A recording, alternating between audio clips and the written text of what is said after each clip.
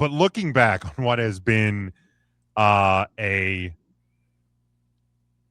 pretty insane football season, when you look at where we were in August and we started predicting things, I don't think I don't think that any of us had any clue where we were going to end up by the time we got to Nope. the end of the season. So I have two for each of these written down. I don't know if you have more than one or whatever, but let's start in college football. Most What are your most memorable moments from this season, Sean? Well, I mean, as memorable as Indiana winning was, and as memorable as that bell to bell run was, for me, it's a much more bleak memorable. I think. I think the for me it's kind of this flop at the end. The committee gone wrong. The weird collection of teams that got in. Um, for me, that was like the big standout moment. Was like it's a combination of that, and now you have a lot of critics of this transfer portal, and you have two separate things you got to kind of work on going down the line. And so for me, those two stand out. Um, but hey, if you want one on the field, I'll take the fall of Florida State after beating Alabama. I'll take that Yeah, wow, because that was very Florida memorable State Seminole Vesicles. and fun to watch. it was a heck of a lot of fun to watch. No, I think you got you hit the nail on the head. One of the two that I wrote down was um the way that the college football invitational selection played out. And it's not memorable in a good way, but it's memorable. And I think it and look, I'm sure we're gonna get comments because this is probably going to be a TikTok and YouTube clip, but um it exposed, well, regardless of how you feel about the team that you and I represent and love, it exposed the flaws of the way this whole process works. And there's going to be changes next year. We'll talk about those in the offseason, and that'll probably maybe Sure, even sure, be sure. one of the early offseason topics. But uh, changes are coming, benefiting both Power Four conference champions and Notre Dame. So, and I think part of that was they envisioned something that could have happened, but that was unbelievably memorable. And when you look at the teams that ended up playing for the national title, Notre Dame's the last team to beat the national champion, and they lost to the loser in that game by 3. So you can't in week 1. So they should have been in the conversation. They should have at least been at the table. But on the field, the thing that sticks out to me the most is not Indiana winning the national title, because by the time they won the national title, we knew they were this good. I think the moment that a good portion of the country found out was when Indiana stunned Ohio State in the Big Ten title game. That's when everybody went, oh, this is actually a good football team. So to me, that stands out. I mean, Alabama losing to Florida State and what happened there, and some of the upsets we had, but I think the lasting impression is a big portion of the country going, oh, last year wasn't a fluke. This year wasn't a fluke. There certainly are still people who want to discredit them, and they can be wrong. But yeah, that's what sticks out to me. Switching to the NFL side, Sean, what are your most memorable moments or moment from the NFL season? Well, I know you said you have two. I do. I have a Mount Rushmore of 4. Okay. It's more of an honorable mention and then a top 3. But for me, the honorable mention is probably the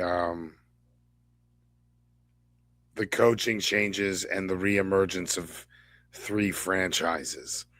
I mean, you could say 4, I guess, but the Patriots, the Bears, and the Jacksonville Jaguars, and the emergence of 3. And you could almost throw Seattle into this mix.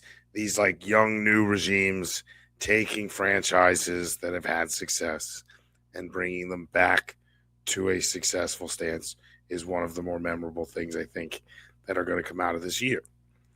So that's my honorable mention. You want to throw one of yours, see if it's one of my 3? Yeah. I look back at the divisional round of the NFL playoffs and the Caleb Williams to Cole Kmet touchdown. That's right. I get the Bears lost that game, but that play was spectacular. Sensational. That's highlight reel shit for years to come. So yeah, absolutely. And I mean, it sent the game to overtime. It gave the Bears a chance to advance the NFC title game against a really good Rams team. But Caleb Williams, Cole Kmet, a Notre Dame guy, just throwing that out there. But just an unbelievable play. Just an unbelievable play. Yeah. My ones, I don't have any individual plays. They're more like memorable situations. Okay. So I'll go with my lower 2 tiers. One was the return of Phillip Rivers. Yes. I feel like Phillip Rivers coming out of retirement to play a handful of games for, at the time, still with Hope Colts team. Yep. It was impressive to see, and it was fun to watch. Absolutely fun to watch. And then kind of my top 2, take the lesser of them. I'll take preseason. I'll take the Shedeur Sanders draft slide as one of the most memorable moments of the 2025 season. That's a great point. There wasn't anyone alive not talking about Shedeur Sanders as he fell down the draft board. And now he's a Pro Bowler. So, talk about bookends. Him and Joe Flacco, two quarterbacks that played for the Browns this year were Pro Bowlers. Yeah, just that was Shedeur on draft. Flacco and Shedeur. What? Mine. Well, I'm wondering if our number 1s are the same. I was curious what yours might be. I'll give mine. See if it's the one you got. But the Broncos advancing to the AFC Championship game with the overtime win over the Bills. Obviously, it came at a price with losing Bo Nix, ultimately costing them, at least in my opinion, a berth in the Super Bowl, possibly a Super Bowl victory. I have a couple of friends who are Broncos fans, and they've gone through the range of emotions over the past couple of weeks. But I think also they recognize that, this Broncos team probably not going anywhere. Now, certainly if the Chargers can get healthier, if the Chiefs can find some youth at certain positions, the road may get a little more difficult, a little more bumpy next year, but I don't think the Broncos are going away. But yeah, I think them advancing to that game and being kind of a change point in their franchise a bit, with the young quarterback who, a lot of people didn't want to give any credit to last year when he started to improve. This year when he was playing very well. Still to this day, some people probably don't want to, but yeah, I have the Broncos getting to that AFC title game. Yeah, not what I had. Right division though. For me, the defining, more of a defining item than a defining moment, is the fall of the Kansas City Chiefs.